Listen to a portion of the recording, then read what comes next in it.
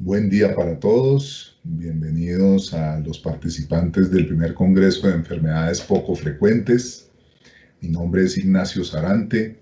Soy médico genetista y voy a trabajar con ustedes el tema de las herramientas de la genética molecular en el diagnóstico de las enfermedades poco frecuentes. Yo actualmente soy profesor del Instituto de Genética de la Universidad Javeriana en Bogotá, Colombia. Asesoro la Secretaría de Salud en temas de enfermedades poco frecuentes, presido la Asociación Colombiana de Médicos Genetistas y no tengo ninguna relación comercial con las empresas que voy a nombrar durante esta charla. Hoy vamos a hablar primero de los paraclínicos, de los exámenes que necesitamos en genética para poder ayudarnos en el diagnóstico y en el manejo de los pacientes con enfermedades poco frecuentes. El primer un examen que es muy antiguo, pero que todavía seguimos utilizando hoy, es el cariotipo.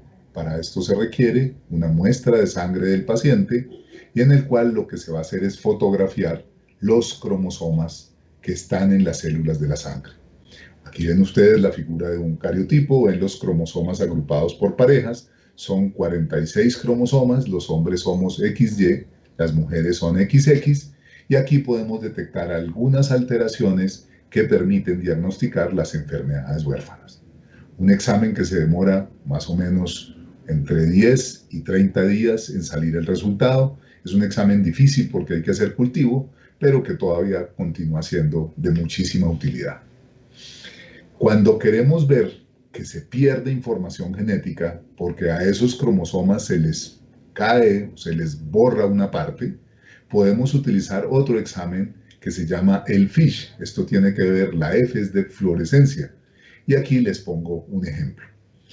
Una de las enfermedades poco frecuentes que nosotros trabajamos y que están en todos los países de Latinoamérica es la de lesión del 22q11. Esto quiere decir que hay una pequeña porción del cromosoma 22 que se pierde. Para hacer esto, miren cómo si lo hacemos en una persona que no tiene la enfermedad, vamos a poner una sonda verde y una sonda roja. La sonda verde nos marca el cromosoma 22 y la sonda roja nos marca la región 11, que es la que estamos tratando de evaluar. En una persona normal vamos a encontrar dos señales verdes y dos señales rojas, mientras que en un paciente que tiene la lesión vamos a encontrar solamente una señal roja. Con esto vamos a tener el diagnóstico de esta enfermedad poco frecuente, que es la lesión 22q11, que trae algunos trastornos del desarrollo mental, que trae algunas alteraciones en el labio o en el paladar y también alteraciones cardíacas. Es una prueba que se puede hacer con relativa rapidez, podría demorarse en el mejor de los casos 1 a 2 días. Es una prueba que es un poco más costosa que el cariotipo que habíamos visto, pero que nos ayuda en múltiples enfermedades. A veces también podemos hacer este tipo de cosas, que es un FISH espectral en donde utilizamos muchos fluorescentes para poder evaluar todos los cromosomas y cómo están configurados. Pero nuestra prueba realmente reina se llama la secuenciación. La información genética que está dentro de nuestras células está escrita en un tipo de letras específico y esas letras son básicamente 4: timina, guanina, citosina y adenina. Aquí ustedes pueden ver las letras acá arriba. Y este examen de secuenciación que se ve por picos de colores me va a decir exactamente cuál es el orden de las letras que tenemos. Este es el examen con que se hizo el genoma humano desde hace muchos años, pero que hoy en día venimos utilizando con mucha más frecuencia en la mayoría de países. Es un examen costoso, pero que cada día viene bajando de precio. Miren esta gráfica que nos muestra cómo en la primera vez que se secuenció el genoma humano costó cercano a los 100 millones de dólares, costó esa primera secuencia. Aquí tenemos una comparación con la ley de Moore, que es una ley que nos dice cómo deben ir bajando los precios en el tiempo, pero miren lo que ha sucedido. A medida que han llegado los últimos años, hemos encontrado que el precio ha disminuido tanto que hoy tenemos un precio cercano a los $1000. O sea que secuenciar todo su genoma puede costar cercano a $1000, dependerá por supuesto el precio de cada uno de los países. Pero esto es muy interesante porque quiere decir que si el precio va a seguir bajando de esta manera, vamos a poder tener exámenes moleculares muy baratos, pero que van a tener diferentes implicaciones, como lo vamos a ver en las siguientes diapositivas. Recordemos entonces que para resumir los exámenes que hacemos hoy en día, puede ser pedir la secuencia de un gen específico. O sea, si tenemos una enfermedad que tiene una mutación específica en un gen, vamos a pedir esa secuencia. Hoy en día esto no es muy eficiente porque algunas enfermedades tienen varios genes alterados y al tener esos varios genes alterados vamos a necesitar lo que llamamos un panel. Este panel lo que tiene es que hace esta misma secuencia pero en varios genes al mismo tiempo y por lo tanto hoy tenemos paneles para retardo mental, tenemos paneles para enfermedades del colágeno, paneles para cardiopatías congénitas, que pueden contener en un solo análisis cientos de genes inclusive. Hacemos otro examen que también nos es muy útil. Hacemos el examen del exoma. Tomamos todas las regiones del DNA que codifican, o sea, que producen una proteína y que finalmente van a generar una característica física como color de los ojos, como estatura, etc. Este examen es un examen muy interesante porque nos puede mostrar en una sola ocasión toda la secuencia de los genes más importantes de nuestra información genética. Y como les decía, también hoy en día los genetistas pedimos inclusive todo el genoma. Este es pues un poco más costoso, por supuesto, tiene mucha información, pero a veces nos puede resolver los casos más difíciles de enfermedades poco frecuentes. O sea que miren que tenemos un arsenal de herramientas para poder hacer diagnóstico de este tipo de enfermedades. El problema está en el costo y en las dificultades que van a tener algunos países latinoamericanos para poder acceder a estos exámenes a través de sus seguros de salud. Esta gráfica es interesante porque nos muestra dos cosas. Uno puede evaluar solamente la alteración de una base, o sea, que se me pierda o gane o se me cambie una letra. O puede evaluar todo el genoma humano. Y vemos que los exámenes que les he mostrado tienen diferentes resoluciones. El cariotipo es una muestra grosera de nuestro genoma porque son todas las bases allí apeñuscadas, son todas las bases súper enrolladas. Y luego tenemos exámenes que son de secuenciación, o sea que nos muestran exactamente cuál es la secuencia de las letras de nuestra información genética. Y aquí vemos entonces la mayoría de exámenes que tenemos disponibles. Puedo hacer una evaluación de una sola letra, ¿no es cierto? Esto me dice si me falta una adenina, si se me cambió una citosina por una guanina. Puedo evaluar un solo gen, puedo evaluar un panel, puedo hacer el exoma, que ya me va a mirar todos los genes que funcionan en el ser humano, o puedo mirar todo el genoma. También puedo hacer algunas pruebas intermedias, como las que les comenté, como el FISH, o puedo comparar la información genética de mi paciente contra un genoma normal, y eso me va a dar cierto grado de fiabilidad respecto al diagnóstico. Quiero ahora que miremos las herramientas que tenemos para diagnosticar y manejar enfermedades poco frecuentes desde tres ámbitos. El primero será el preconcepcional. ¿Qué puedo hacer yo antes de embarazarme para tratar de prevenir la aparición de una enfermedad poco frecuente? ¿Qué puedo hacer yo cuando tengo un examen prenatal durante el embarazo? ¿O qué podemos hacer cuando ya el bebé ha nacido y por lo tanto tenemos la posibilidad de hacer el diagnóstico sea en la infancia o inclusive en la adultez? Quiero que no se lleven la idea que para poder hacer este trabajo necesitamos pruebas sofisticadas y costosas. Lo más importante de entender aquí es que si planeamos los embarazos, vamos a tener un menor riesgo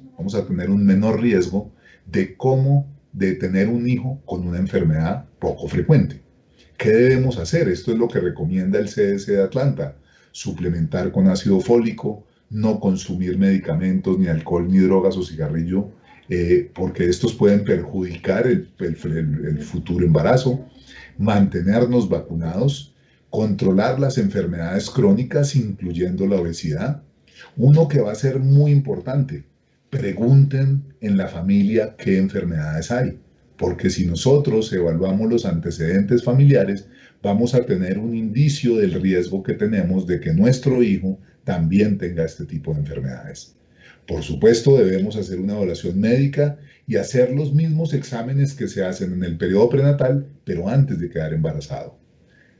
Tener actividad física, evaluar si en mi trabajo tengo posibles riesgos y, por supuesto, mantener una nutrición adecuada, inclusive suplementando hierro y, como decíamos antes, ácido fólico. Entonces, fíjense que no todo son técnicas de alta tecnología, pero existen también test preconcepcionales. La tecnología nos permite evaluar antes de quedar en embarazo si tenemos riesgo con la pareja de tener una enfermedad poco frecuente.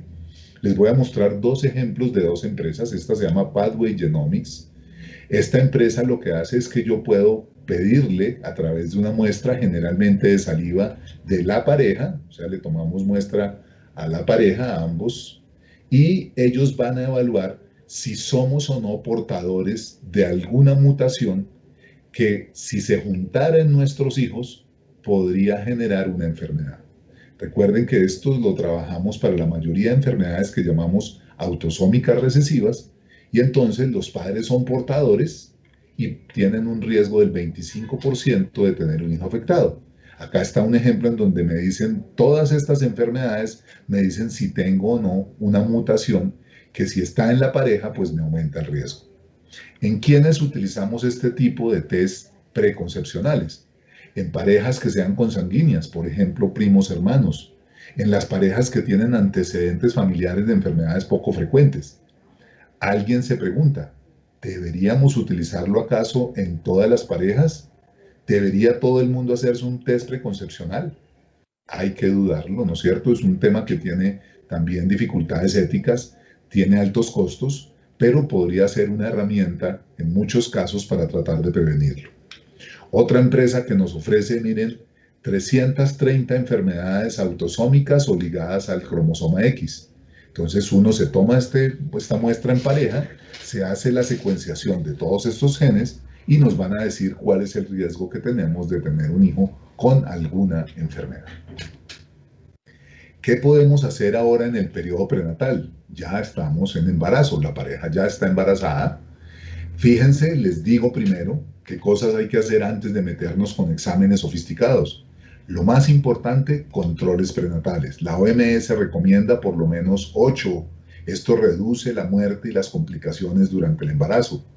Hay que hacer una consulta temprana, ojalá a las 12 semanas o antes de hacer el primer control prenatal. Varios contactos, suplementar con hierro y ácido fólico y hacer una ecografía donde se miren todas las estructuras, ojalá antes de la semana 24. Eso ya nos va a dar un panorama y nos va a disminuir el riesgo de manera muy importante. Miren este trabajo que hacemos con el grupo de Sudamérica, en donde fíjense que la sensibilidad de la ecografía está cercana al 60%. O sea que la ecografía nos puede encontrar algunas malformaciones que se asocian o que son enfermedades poco frecuentes.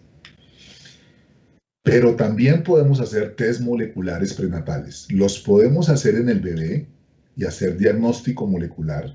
Esto, el problema es que es un test invasivo, o sea, yo tengo que entrar con una aguja y tomar una muestra de una vellosidad coriónica o del líquido amniótico del bebé.